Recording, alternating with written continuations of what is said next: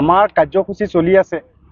আমি আমাৰ দাবি হয়েছে যে চৰুয়াবাখৰা, টিলাপাড়া, সন্তেশপুৰ, চিৰাকুটাত উচ্ছেদিত 1200 পৰিয়াল, প্ৰায় 10,000 মানুহ, এই মানুহখিনিৰ মৌলিক অধিকাৰ খৰ্ব কৰা হৈছে। মানুহখিনিৰ পৰা মাটি কাঢ়ি লোৱা হৈছে। 50 বছৰ, 60 বছৰ, 70 বছৰ ধৰি থকাৰ পাছতো এই মানুহখিনিক উচ্ছেদ কৰি প্ৰায় 3500 বিঘা মাটি অসম চৰকাৰে আদানী গ্ৰুপক, পাৱাৰ গ্ৰুপক গতাবলৈ লৈছে। গতিকে আমি কৈছোঁ যে এই মানুহখিনিক আপোনালোকে 3500 বিঘা মাটি লৈছে লওক, কিন্তু তাতে 500 বিঘা মাটিত এই মানুহখিনিক থাকিবলৈ দিয়ক।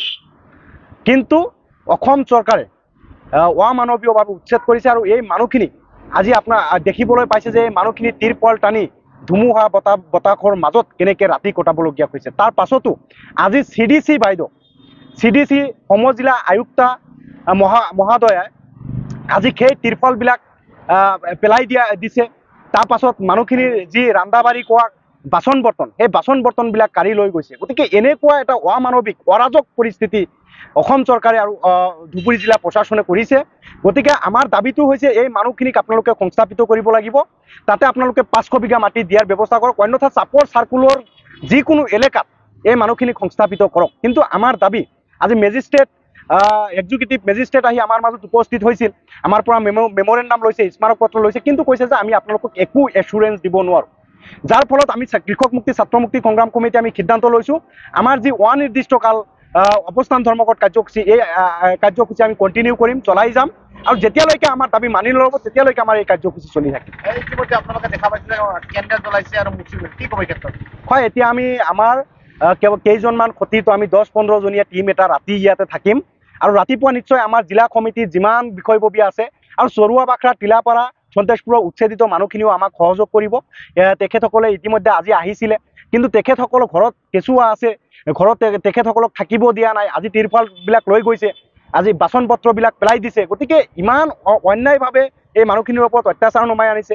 অসমৰ মুখ্যমন্ত্ৰী ডক্টৰ হিমন্ত বিশ্ব শৰ্মা ডাঙৰীয়াক এটাই আহ্বান জনাম যে মানৱীয়তাৰে এই মানুহখিনিক থাকিবলৈ দিয়ক, প্ৰকৃত ভাৰতীয় নাগৰিক। আৰু আটাইতকৈ ডাঙৰ ষড়যন্ত্ৰ এতিয়া কৰি আছে যে এই মানুহখিনিক ভোটাৰ তালিকাৰ পৰা নাম কৰ্তন কৰিব আৰু তেখেতসকলক ৰাষ্ট্ৰহীন বনাবলৈ গৈ আছে বিজেপি চৰকাৰে।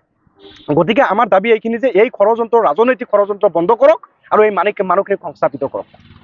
আজি আমি ধুবুৰী জিলা কৃষক মুক্তি ছাত্ৰ মুক্তি সংগ্ৰাম সমিতিয়ে চাপৰ ৰাজহ চক্ৰৰ কাৰ্যালয়ৰ সন্মুখত আমি অনিৰ্দিষ্টকাল অৱস্থান ধৰ্মঘট পালন কৰি আছোঁ। আমি আজি ৰাতিত মোমবাতি জ্বলাই আমি আজি আঁঠুৱা টানি ইয়াত বহিব লগা হৈছে। তাৰ কাৰণটো হৈছে যে হিটলাৰী হিমন্ত বিশ্ব শৰ্মা ডাঙৰীয়া ভূমিহীন দুখীয়া মানুহৰ ঘৰ ভাঙিছে। আপোনালোকে দেখিছে যে চৰুৱাবাখৰা, সন্তোষপুৰ, টিলাপাড়াত প্ৰায় 3500 বিঘা মাটি তেওঁ কাঢ়ি লৈ তেওঁ পুঁজিপতি গোষ্ঠী আদানীক হাতলৈ তেওঁ দিব, আদানীক দিব।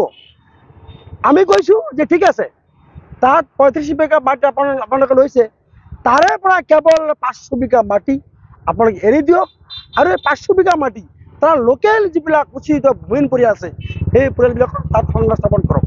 আৰু এই দাবী লৈ আমি এই আজি কাৰ্যসূচীত আৰম্ভ কৰিছোঁ।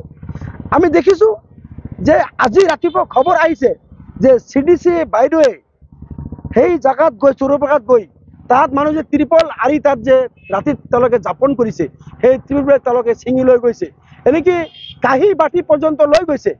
এটা মানৱতা উল্লংঘন। ইফালে হিমন্ত বিশ্ব শৰ্মা ডাঙৰীয়া মানৱতা উল্লংঘন কৰিছে, হিউমেন ৰাইটছ এটা ভাইলেট কৰিছে, আৰু আনহাতেদি চাইল্ড যিটো এক্ট আছে, শিশুৰ ওপৰত তেওঁলোকে অন্যায় কৰিছে। আজি কালি আমি গৈছোঁ, দেখিছোঁ যে বৰষুণ অহাৰ পিছত এই সৰু সৰু কেঁচুৱাবিলাক ক'ত থাকিব?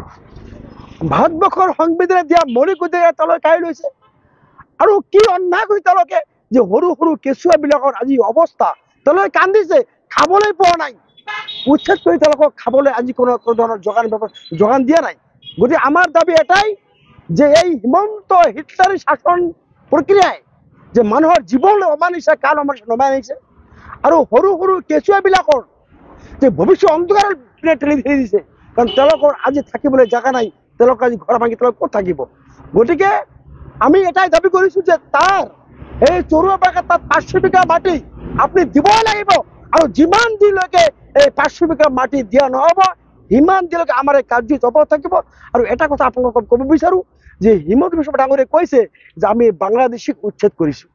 আৰে তোমাৰ যি দম আছে, এটা বাংলাদেশ তুমি দেখুৱাই দিয়া তাৰ পৰা তুমি কেৱল ভোটৰ লগত কেৱল মানুহৰ মাজত ধৰ্মীয় মেৰি বিভাজন সৃষ্টি কৰি তুমি কেৱল কৈ আছা যে আমি বাংলাদেশ উচ্ছেদ কৰিছো আৰে বাংলাদেশ উচ্ছেদ কৰিছে আপুনি কিয় তেওঁলোকক সেই পৰিয়ালক কিয় আপুনি পইচা দিছে চেক দিছে 50,000 টকা চেক দিছে গতিকে কেৱল ভেকবাও না কেৱল তেওঁলোকে এটা কমিউনিটিক টাৰ্গেট কৰি এই হিটলাৰী হিমন্ত বিশ্ব শৰ্মা ডাঙৰীয়া মানুহৰ যি মৌলিক অধিকাৰ এই মৌলিক অধিকাৰ খৰ্ব কৰিছে আমি সকীয়াই দিছো যে হিমন্ত বিশ্ব ডাঙৰীয়া আপুনি অসমৰ ৰজা হয় আপুনি পগলা হৈছে আপুনি পগলাৰ নিচিনা কাম কৰিছে গতিকে কেৱল মুছলিম মানুহ নহয় অসমৰ যিমান থলুৱা মানুহ আছে ৰাভা বড়ো মিচিং কোটাৰী তিৱাৰী তিৱা সকলো জনগোষ্ঠী তেওঁলোক একেৰাহে উচ্ছেদ কৰি আছে গতিকে আমি দাবী জনাইছো এই হিটলাৰ বন্ধ হ'ব লাগিব আৰু এই চৰুৱা বাখৰা যি মানৱতা লুণ্ঠন কৰা হৈছে যি শিশু অধিকাৰ বঞ্চিত শিশুক যেনেকৈ নিৰ্যাতন কৰা হৈছে তেওঁলোকৰ পৰা তিৰপল কাঢ়ি লোৱা হৈছে বাস্তৱত কাঢ়ি লোৱা হৈছে গতিকে আমি দাবী জনাইছো যে এই সকলো মানুহক পুনৰ সংস্থাপন দিব লাগিব আৰু 500 বিঘা মাটি তাত দিব লাগিব আৰু এই মাটি নিদিয়ালৈকে আমাৰ এই কাৰ্যসূচী অব্যাহত থাকিব